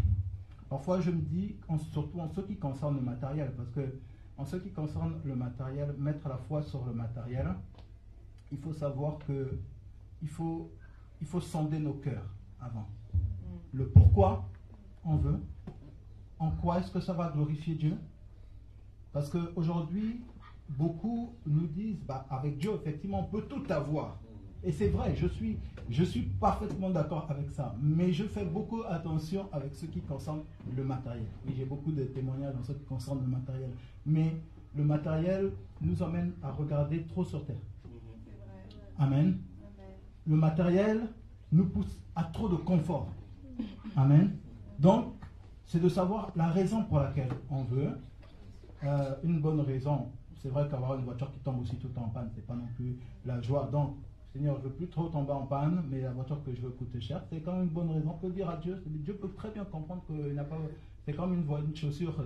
Parfois, on se dit, mais pourquoi il faut acheter une Nike? Mais les Nike, il ne faut pas qu'on se voit, ça dure plus qu'une chaussure qu'on achète à à 15 €, quoi. En fait, j'ai fait cette expérience-là, c'est pas faux.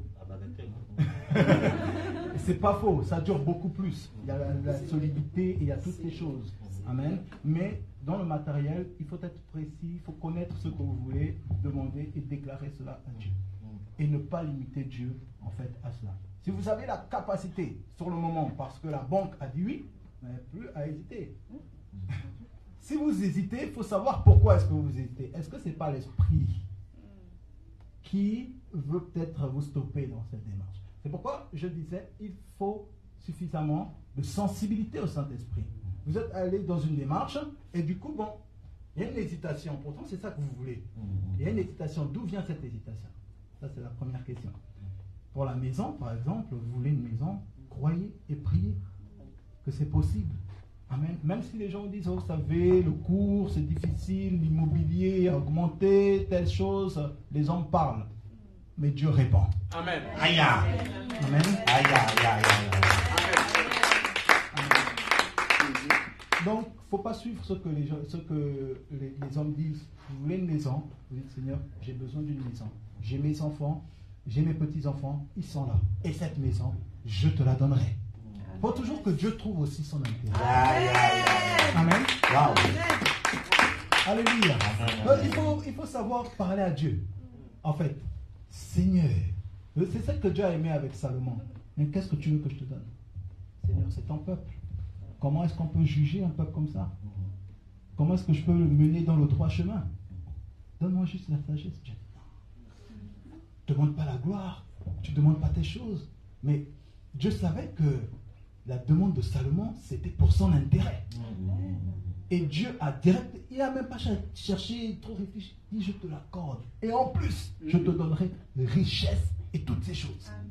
Amen. Donc Dieu, quand il voit son intérêt, il se précipite. Alléluia. Amen. Il se précipite. Mais seulement, il faut vraiment qu'il ait son intérêt. Amen. Donc, il ne faut vraiment pas hésiter. Il faut vraiment pas, si cette hésitation n'est pas normale, alors il faut prendre autorité et aller prendre ta voiture tout simplement. Amen. Amen. Ça va, ça va? Merci. Tout à l'heure, je crois que le prophète a aussi prié pour certaines personnes, des déclarations, pour ceux qui ont vraiment un problème au niveau de la foi, où il y a beaucoup de doutes, parce que le doute peut aussi être spirituel. L'incrédulité peut être aussi spirituelle. Donc, on va ici le Saint-Esprit couler, en fait, pour aussi prier pour certaines personnes, soit la directive du Seigneur. Est-ce qu'il y a d'autres questions? Oui, Nathalie? J'avais une question dans le domaine des enfants. Donc, tu as 2 enfants.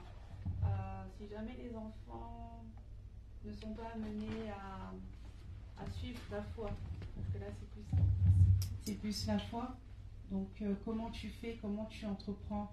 Si tu as un enfant rebelle par exemple, qui dit non, moi j'ai pas envie de prier, ou voilà, au moment de la prière, l'enfant n'a pas trop d'intérêt, comment faire pour le centrer sur ça? Amen. Très bonne question. Ok. Je vais te répondre par une autre histoire. C'est concernant ma fille. Comme je le disais hier, elle était très très malade. Et moi, je ne comprenais pas. Ça m'avait un tout petit peu révolté à un moment donné vis-à-vis de Dieu et de la foi que j'ai. Pas prier pour elle, j'ai tout fait. Humainement parlant, les anciens sont venus, ont prié pour elle, prié pour toutes. Elle a eu toutes les impositions des mains possibles. Et j'avais toujours pas de réponse. Elle souffrait toujours autant. Et je comprenais pas pourquoi. Mais Seigneur, ma fille, quoi, en fait, elle ne dort plus, elle vit plus. Elle n'a pas d'amis. À l'école, tout le monde se moque d'elle. Elle est seule. Elle est blessée de partout. Et moi, je prêche la foi. Et je suis toujours en train de dire, tout est une affaire de foi. Alors le Seigneur m'a répondu. Et le Seigneur m'a dit, Yannick, Manuela a son histoire qu'elle va raconter demain. Amen. Elle a son histoire. C'est-à-dire que son épreuve actuelle soutient-la juste comme un père. Il faut juste la soutenir comme un père. C'est son histoire. Parfois, on peut avoir des enfants qui semblent se détourner un tout petit peu, pas suivre forcément la voie qu'on voudrait qu'on suive. Mais Les enfants doivent comprendre qu'en tant que parents, on est là. On est là. Et ils ne savent pas une chose, c'est qu'on doit prier pour eux. C'est-à-dire qu'il y a une chose qui était parfois très difficile pour moi, c'est de regarder ma fille, fermer les yeux et voir sa peau toute saine. Chaque fois que je fermais les yeux, c'était difficile de me mettre cette image dans la tête. Et donc j'ai dû m'exercer à mettre cette image de ma fille avec une peau toute saine. Et c'était un travail très difficile. Parfois ferme les yeux et vois tes enfants en train de prier. Et dis Seigneur, merci, parce qu'ils vont être touchés. Parfois, en tant que parents, on a simplement fait des erreurs, plus quand nos enfants étaient plus jeunes, sur la façon dont on les a pris, dont on a parlé, on a peut-être manqué certaines choses. Et on doit simplement dire à Dieu, Seigneur, si j'ai manqué certaines choses, je te demande pardon, mais voici, je veux rattraper mon fils, mes enfants ont besoin de toi. Alors vois-les en train de prier. Continue, sois présente en tant que mère, comme tu dois être. Montre-leur l'amour du Seigneur de Jésus-Christ, témoin de cet amour, et Dieu qui est fidèle. Et aujourd'hui, ma fille, je lui dis, elle a maintenant son histoire et elle aime bien raconter cette histoire. Et quand elle voit des personnes qui souffrent, c'est extraordinaire. Elle a emmené toute une famille à l'église. Toute une famille de son école. C'est simplement extraordinaire. Ils ont vu Manuela avec toutes ses blessures. Et ce jour-là, et le père, et la mère, et tous les enfants sont venus à l'église. Et quand ils voient l'histoire de Manuela, ils se sont venus, ils sont dit à Manuela, devant moi, merci Manuela. Merci.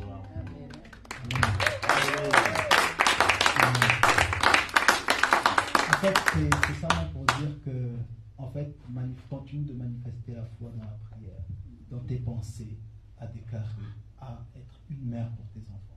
Ça va les toucher. Amen. Wow. Une réponse très sage. Continuez à être une mère ou un père pour l'enfant, parce que c'est ce que l'enfant a besoin. Et je crois que Dieu a répondu à une des bien-aimées qui m'a exposé une situation comme ça, familiale, où ça m'a dépassé même. Je crois que Dieu a répondu à cette bien-aimée. Je ne vais pas mentionner le nom de la bien-aimée. Et la bien-aimée, c'est de quoi je parle. Dieu t'a donné une réponse. Il faut continuer à être un père ou une mère et que le Seigneur fasse son travail. Alléluia. Amen. Donc il y a la sœur Saint-Tige qui avait une question.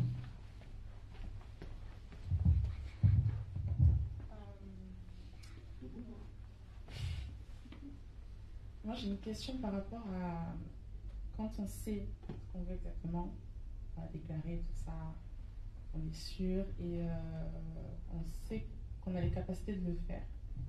Quand on se lance, ben, c'est pas forcément les résultats l'on voyait, qu'on s'y attendait, qu'on voyait en esprit, etc. Qu'est-ce qu'on fait en fait, surtout qu'on a fait plusieurs fois. Ok, j'ai une réponse. Quand Dieu a parlé toujours, quand Jésus parlait toujours de la foi, il y a deux choses. Il y a des situations dans nos vies qui peuvent être des blocages et qui peuvent faire obstacle. C'est pourquoi Jésus dit, si vous avez la foi si vous avez la foi, vous direz à ce sycomore, il a parlé de la montagne et du sycomore. Il y a ce sycomore, déracine-toi. Il y a parfois des racines en nous qu'on doit déraciner. Et ça, parfois, on ne s'en rend pas compte. Et ça fait obstacle. C'est-à-dire que parfois, tu fais des choses, n'est-ce pas? Et ces racines sont tellement ancrées, il faut déplacer le sycomore. Amen. Ça peut venir parfois de la famille, ça peut venir, c'est là où on parle, n'est-ce pas, de prendre autorité et toutes ces choses. Ce sont des choses qui sont enracinées. Et c'est par la foi que tu peux déraciner d'abord avant de pouvoir se lancer. Souvent, on se lance et on oublie de faire ce qu'on doit faire avant, en amont. Il y a parfois un travail en amont qu'on doit faire. Parce que tu vas avoir toute la foi, par exemple, pour ton entreprise. Tu vas mettre toute ta foi et c'est bien. Mais il y a quelque chose que ta foi aurait dû faire en amont. Déraciner, par exemple, ces racines ancrées, que ce soit familiales, peut-être la sorcellerie et toutes ces choses et autres, qui doivent d'abord être déracinées. Après, normalement, ça coule. Amen. Et très souvent, on ne se rend pas compte de ça. On fonce, on met notre foi sur une chose et ça bloque. On a des échecs, on essaye, on continue, ça bloque, ça bloque, ça bloque. Donc, dans le monde des affaires, on parle d'abord de faire étude de marché avant. Tu sais ce que tu pourras éviter, n'est-ce pas, les différents obstacles que tu auras et autres, n'est-ce pas. Mais dans le monde spirituel, on ne fait pas étude de marché. On retourne d'abord en arrière, on déracine tout ce qui a déraciné, on voit qu'il y a d'abord une montagne. La première chose que Jésus a dit en ceux qui concernent la foi, c'était ça, montagne et sycomore. Déplace d'abord la montagne. Dites d'abord, déplace la montagne, déplace le sycomore, et après maintenant, voilà. Il y a aussi des situations où ce cas de foi, les apôtres ont dit, mais Seigneur, on est parti, on a chassé des démons, celui-là, il vient nous casser la tête. Amen. Jésus dit, écoute, il faut plus de foi. En plus de foi, c'est-à-dire entre dans le jeûne et la prière. Il y a des situations où il faut simplement être obéissant au Saint-Esprit. Qu'est-ce qu'il faut faire dans ce genre de cas? Tu vas entrer dans le jeûne et la prière pour élever ton niveau de foi. D'accord? Et malheureusement, parfois, c'est ça qui arrive avec les enfants de Dieu. On se lance et ça bloque, ça bloque, ça bloque, ça bloque, ça bloque. Pour ça, vraiment, soyons sensibles au Saint-Esprit. Une fois, j'avais prêché avec le pasteur Siméon. Si tu te rappelles le fait de cet accord que Dieu avait donné au peuple d'Israël pour la guerre, il a dit allez-y en guerre. Dieu était d'accord. Ils ont pour question dit Dieu, est-ce qu'on doit partir? Dieu a dit oui, allez-y. Ils partent, c'est échec. Ils reviennent, ils disent mais Seigneur, tu nous as dit oui. Comment ça se fait qu'on perd? Est-ce qu'on doit encore partir? Dieu dit allez-y, c'est bon. Ils partent et ils perdent. Il y a un problème. Non, il n'y a pas de problème. C'est qu'il y a des principes. Parfois, Dieu n'a pas de problème. Dieu dit, quand vous avez mon accord, ne vous limitez pas juste à mon accord. Demandez-moi comment il faut faire. Ne dites pas, Seigneur, est-ce que c'est bon? Oui, c'est bon. Mais papa, dis comment je dois faire. Et il prend un plaisir de te montrer. Quand ils ont compris qu'il fallait qu'ils s'humilient devant Dieu et qu'ils offrent, qu'ils fassent des sacrifices, qu'ils adorent, c'est à ce moment-là que Dieu a intervenu.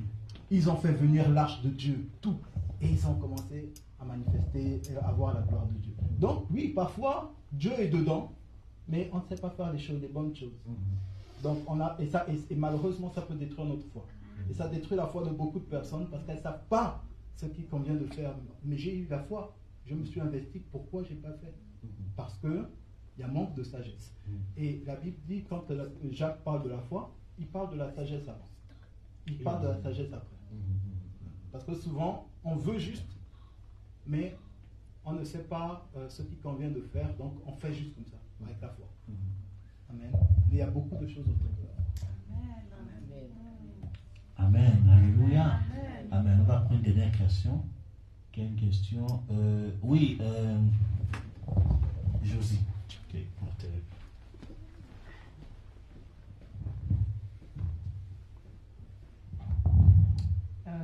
moi, ma question c'est que me conseillerez-vous pour ne pas être découragé quand, on va dire, les difficultés au niveau physique, hein, parce que moi c'est vraiment au niveau physique, les douleurs au quotidien, je veux dire que ça fait peut-être 29 ans en tout.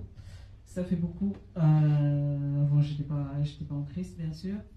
Et malgré que je sois venu en Christ et puis que ma vie de foi continue et je vois les douleurs s'amplifier, que me conseillerez-vous en fait en termes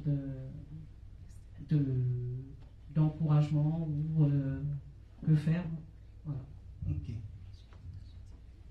Pour vous, je reviens sur mon histoire avec ma fille, parce que vraiment, je l'ai vécu. Elle est née avec un eczéma atopique très très fort, hein, et à partir de ses 1 an, elle a passé toutes ses nuits à ne plus dormir. Elle dormait très peu. Elle a même été chassée presque d'une école chrétienne, malheureusement, parce qu'en fait, il n'arrivait pas à pouvoir la supporter. Elle n'arrivait pas à supporter elle était très agitée parce qu'elle ne dormait pas la nuit. Et les gens n'arrivaient pas à savoir, à comprendre. J'ai besoin de vous voir en fait. Il ne vous voit pas. Voilà. Avance, avance. Tu peux mettre devant. Ouais. Les gens n'arrivaient pas en fait à comprendre qu'elle ne dormait pas la nuit. Pour les gens, en fait, c'était voilà, elle est agitée et autres. Voilà, on va donner la cataloguer. Voilà. Et c'était très difficile. Et toutes les nuits, il fallait qu'on voie du sang. Elle saignait de partout, tout son corps. Tout son corps. Et ça, je dis toutes les nuits, pendant presque 12 ans, Dieu m'est témoin, mon épouse et moi, on n'a presque pas dormi. Les gens ne pouvaient pas trop comprendre parfois la fatigue psychologique, morale qu'il pouvait y avoir derrière. C'est très dur. Je peux comprendre ce que vous vivez. Mais la différence, c'est que la vie de foi, ce n'est pas la foi. Ce n'est pas avoir la foi. La vie de foi, c'est une vie. C'est-à-dire, dans la douleur, je te sers. Dans la maladie, je te sers. Tu peux me guérir ou tu peux ne pas me guérir, je te servirai. C'est ça la vie de foi. C'est ça la philosophie de la foi. Rien que ça, on ne peut pas se décourager. Je t'ai servi, peut-être que ma maladie, c'est à la gloire de ton nom. Peut-être que ma maladie, c'est pour emmener quelqu'un dans cette même situation à croire que tu es Dieu. Amen.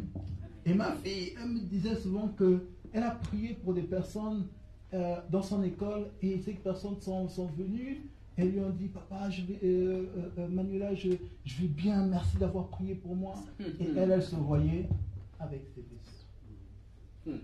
Amen. Et parfois elle m'a dit, j'ai dit, Manuela, ça va aller. Ça va aller. On ne sait pas pourquoi, mais ça va aller. Ma femme, parfois, quand elle se réveille le matin, quand on voit le sang sur le lit, et quand je dis, j'ai des photos là, je pourrais vous les montrer. J'ai des photos, si je vous montre comment était ma fille, vous n'allez pas y croire. Il y a des médecins, dermatologues, ils voient ma fille, ils disent, on n'a jamais vu ça. On n'a jamais vu ça.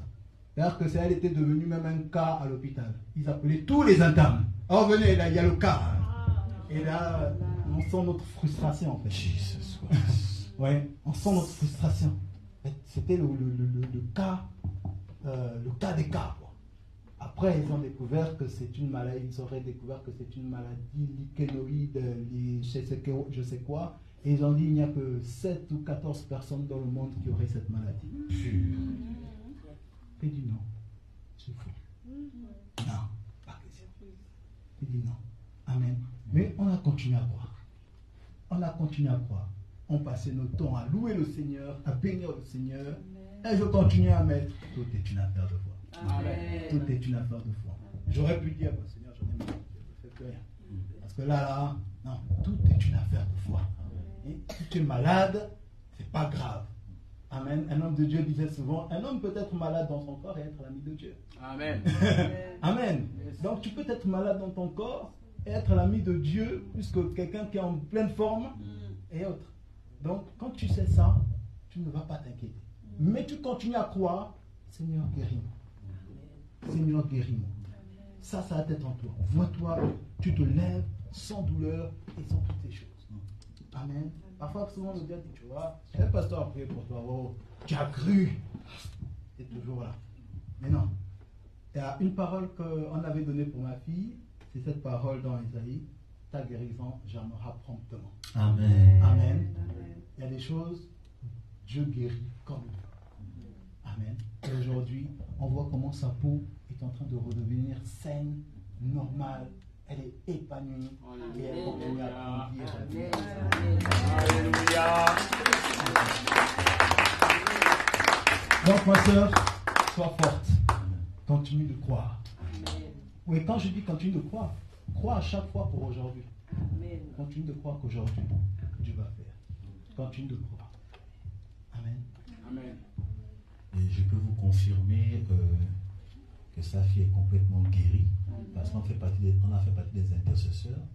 avec d'autres réseaux, on priait tous les jours pour ça. Seigneur, fait grâce.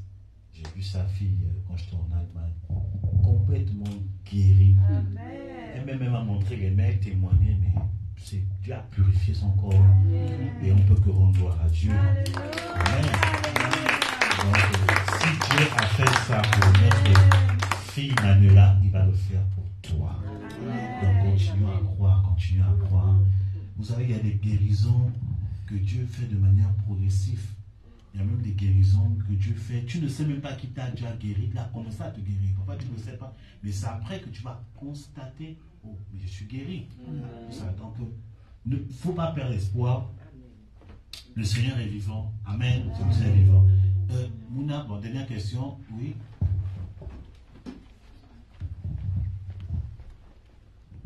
Je ne sais pas si vous avez compris ma question. Un peu compliqué. En fait, quand j'entends foi, j'entends plusieurs choses. C'est comme un monde pour moi. Mais la question que je me pose, c'est quelle est la foi qui amène à la volonté de Dieu? Si la foi et la volonté de Dieu sont famille, quel est le lien? Quelle est la foi qui amène à la volonté de Dieu? Dans le livre, j'ai parlé de 3 types de foi. J'ai parlé de la foi, en fait, de la foi traditionnelle, commune à tous les hommes. Il faut savoir une chose, vous lirez, mais je dis quand même un peu là. En fait, c'est que l'homme naît avec la foi, en fait. Elle est propre à l'homme. Amen. L'homme, tout homme, naît avec la foi. Tout homme naît avec la foi. La foi fait partie de l'homme. Amen. Et la foi va évoluer dans son contexte, qu'il soit chrétien ou pas. Tous les païens dans le monde, ils ont la foi. Ils ont une foi, je peux dire. Amen. Et c'est cette foi-là que j'ai appelée la foi traditionnelle, la foi naturelle, en fait, propre à l'homme, n'est-ce pas? Et il y a cette seconde foi qui est, en fait, que je dis souvent la foi divine. Hein, c'est ce que nous, chrétiens, on va dire, tu as la foi, on ne dit peut-être pas divine, mais je l'ai spécifié dans le livre pour montrer qu'il s'agissait de cette foi. Cette foi-là, elle n'est pas hors de la parole de Dieu. Elle fonctionne forcément avec la parole de Dieu. Amen. Elle est liée à la parole de Dieu, elle est liée à la volonté de Dieu. En d'autres termes, quand tu connais la volonté de Dieu pour ta vie, tu peux foncer avec cette foi. Amen. C'est pourquoi je dis qu'on soit soumis au Saint-Esprit, parce que toutes les fois que le Saint-Esprit nous dit de faire une chose, amen, quand on le fait avec la foi, on aura toujours des résultats positifs. Amen. Donc, on doit donc développer cette foi divine. Elle est liée à la volonté de Dieu. Elle est liée, en fait, à Dieu. Elle est liée à sa parole. Amen. Et j'ai parlé de la foi morte. Une foi qu'on retrouve aussi beaucoup dans les églises. Amen. Une foi qui est improductive parce qu'effectivement, les gens ne marchent pas dans la volonté de Dieu. Et c'est cette foi-là que beaucoup de chrétiens ont, malheureusement. Ils ne marchent pas dans la volonté de Dieu, mais ils veulent tout ce que Dieu... Ils veulent tout de Dieu. Ils ne peuvent pas accéder en fait, à la vie véritable de Dieu. Amen. Donc, comme je disais, effectivement, la foi, c'est un monde. Le monde de la foi divine, c'est une vie. Elle doit couler en nous. On doit vivre selon la volonté de Dieu. Amen. Est-ce que j'ai répondu à ta question?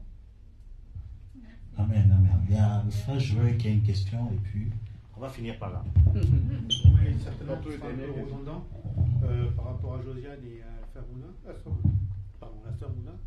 En fait, est-ce que on peut être dans la foi en étant bienheureux, ou est-ce qu'il faut absolument être un martyr pour révéler la puissance de Dieu? Très très bonne question. Très bonne question. Amen. C'est une bonne question. On n'est pas obligé. En fait, on n'a pas tous la même vie. Naturellement parlant, je parle déjà naturellement parlant. Ici, nous sommes tous différents types de personnes.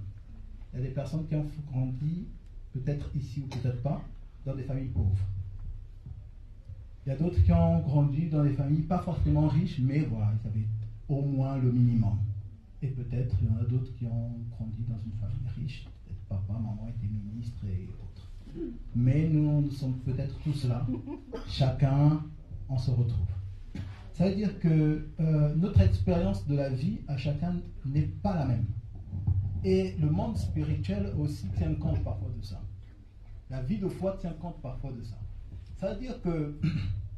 Ça veut dire quoi? Ça veut dire que y a celui qui devient riche alors qu'il était pauvre fera beaucoup plus de sacrifices. Mais le prince Harry ou le prince, comment il s'appelle, le grand William, il y a des sacrifices qu'il n'aura pas à faire que le pauvre fait. Parce qu'il lui naît dans ça. Hein? Par exemple, un homme de Dieu faisait un témoignage un jour qu'il y avait une conférence et il était dans la même chambre, on l'avait mis dans une même chambre avec un autre homme de Dieu américain. Donc, cet homme de Dieu, bien africain, se lève la nuit, il passe son temps à la prière, il prie pour que Dieu se manifeste. Pendant ce temps, son voisin américain dort, se lève peut-être à 6h du matin, fait sa petite prière, et paf, Dieu se manifeste puissamment. Donc, homme de Dieu, Seigneur, on prie toute la nuit pour les mêmes résultats. Amen. Il est parti voir l'homme de Dieu américain. Il dit, je ne comprends pas. Je ne suis pas jaloux, mais je ne comprends pas. Amen. Comment ça se fait? On dort ensemble, donc ça veut dire que je vois un peu comment tu es. Comment ça se fait que tu as des résultats aussi puissants? Alors, l'homme de Dieu américain dit, écoute, mon arrière-grand-père était évangéliste. Je suis d'une lignée d'hommes de Dieu, de pasteurs, évangélistes, prophètes. Mon grand-père était évangéliste, mon père était pasteur. Ils ont payé le prix pour moi. Amen.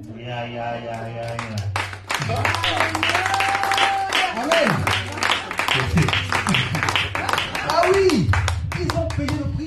En fait, lui-même, il peut dormir. Il vient et dit, Alléluia.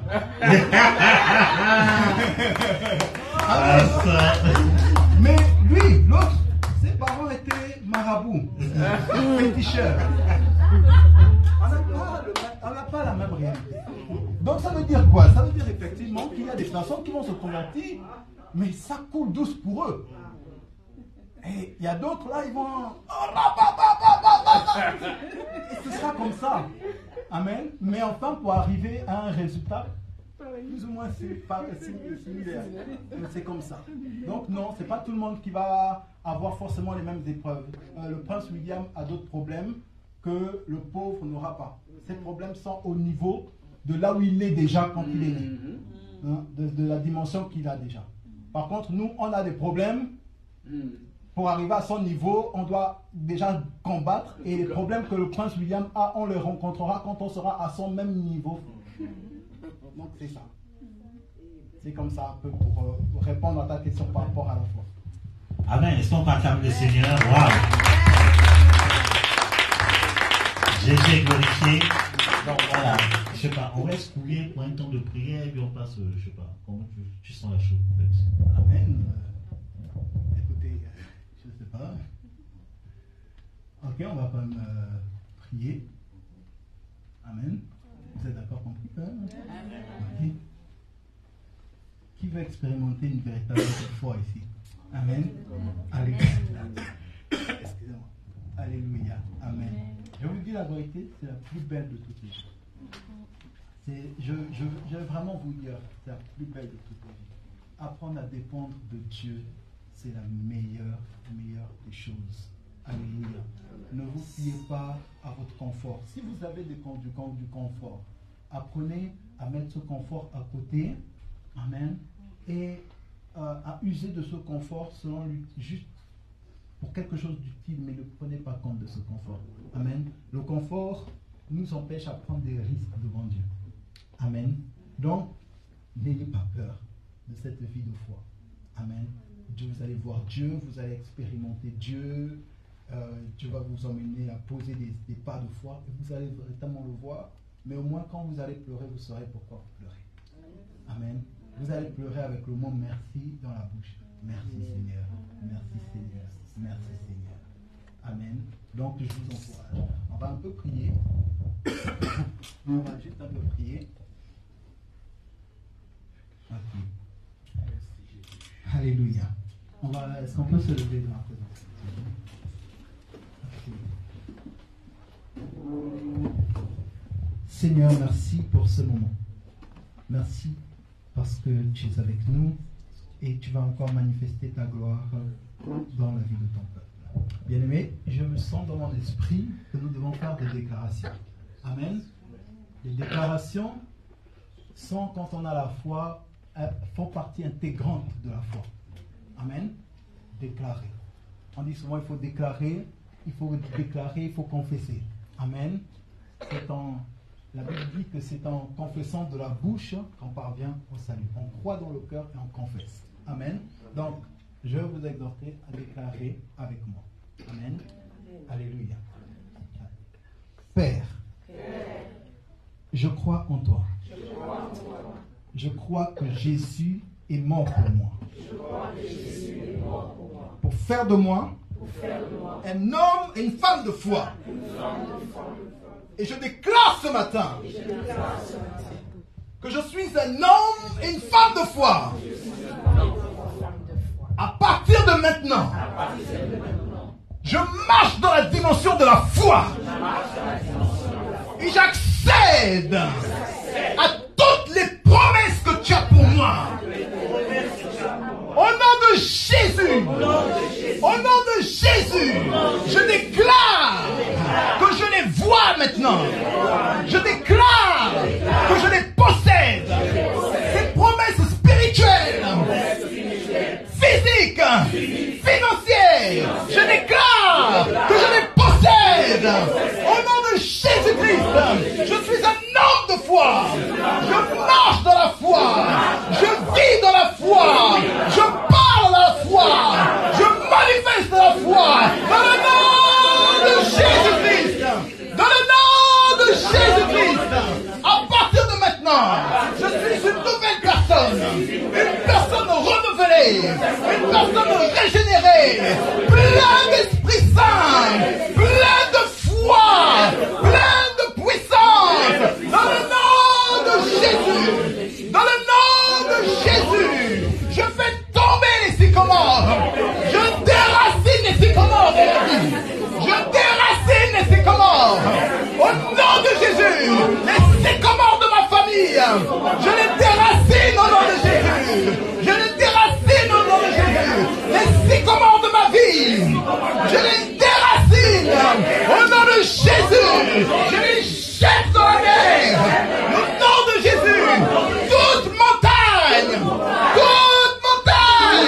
Devant moi, je les déplace, je les jette dans la mer, au nom de Jésus, au nom de Jésus, je déclare que je suis un homme de foi, et ma voix, ma parole a de l'impact, selon qu'il est écrit, tel il est, tel je suis, il est la parole.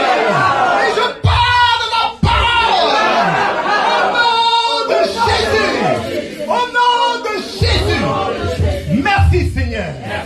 Merci Seigneur. Merci Seigneur. Au nom de Jésus-Christ de Nazareth. Commence à prier. Commence à prier. Dis à Dieu Seigneur, je suis un homme de foi. Prie au nom de Jésus.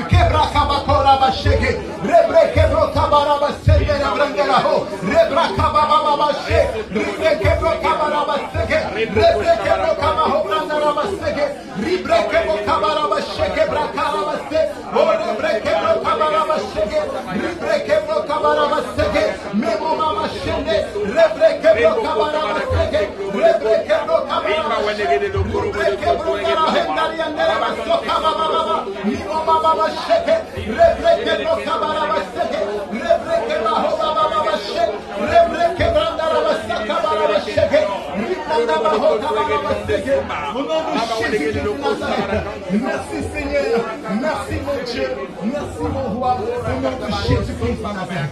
Au nom de Jésus-Christ en Nazareth. Au nom de Jésus-Christ en Nazareth. Alléluia. Amen. Vous savez, je vous ai dit, soyons obéissants au Saint-Esprit. Amen. Humainement parlant, je voudrais bien prier pour vous tous.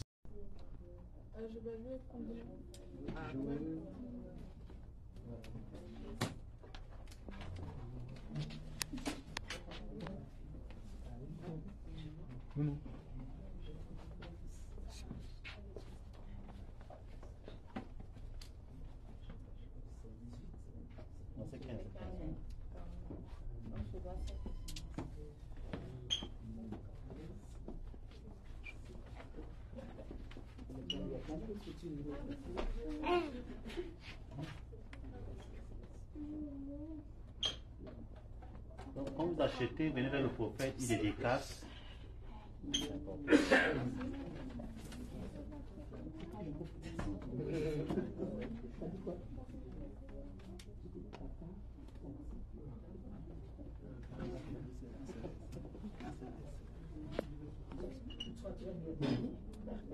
Dédicace.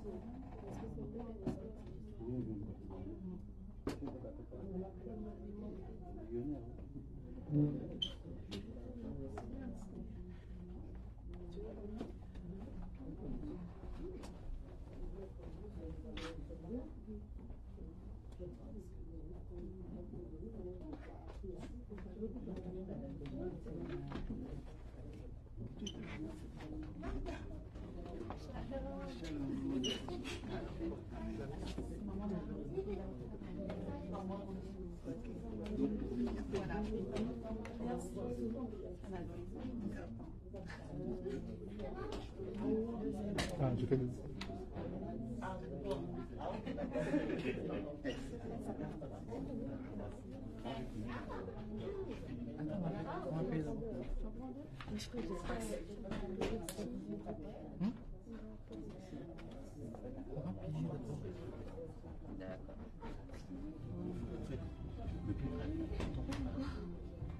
C'est grec, mon adresse mail c'est y mapaga. Ok, d'accord. Vous faites par y mapaga, @gmail. Y mapaga, c'est que mapaga, @gmail.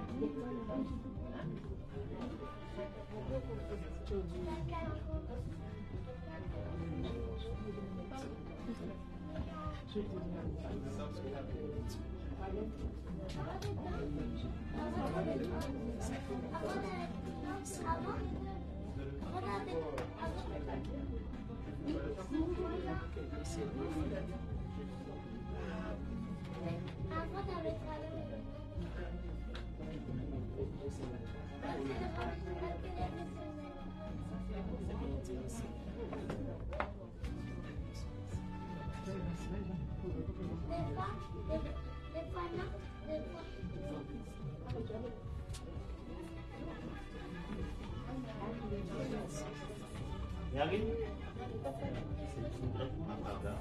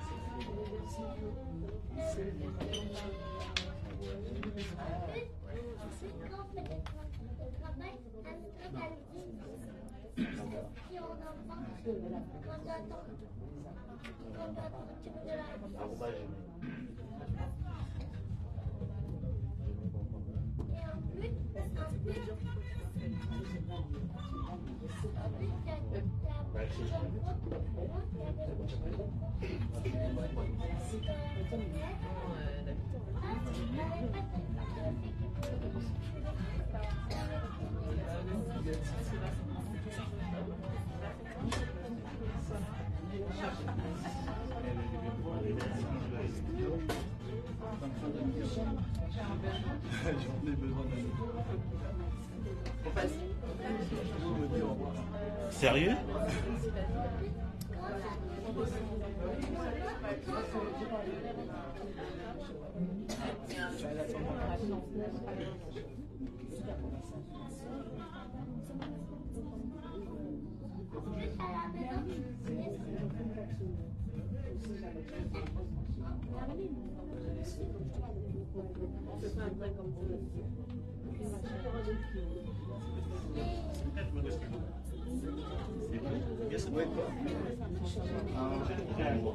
En fait,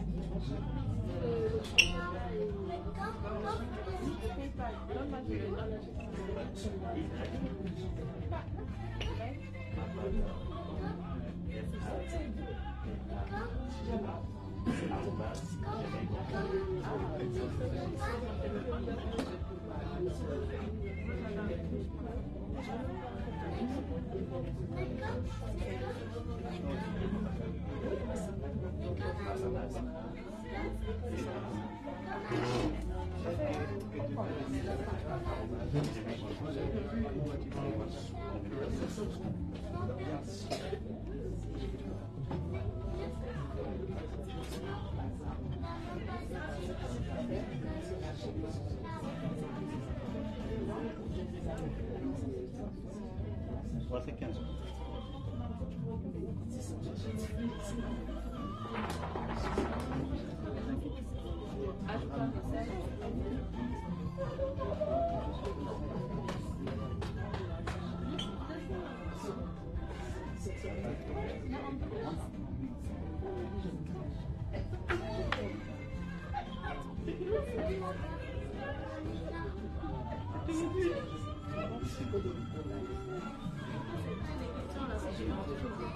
Amen.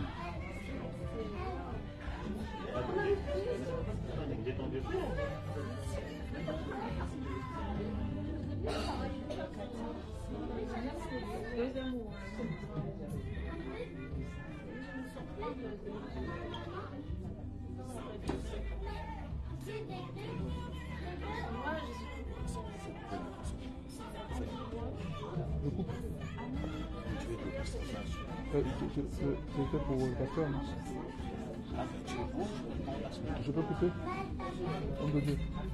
Je continue ou je peux couper?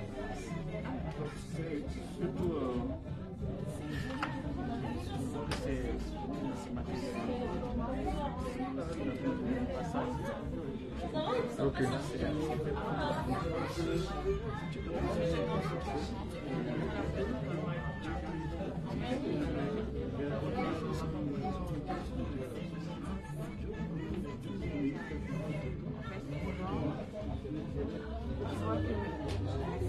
Là, ça permet bien ici.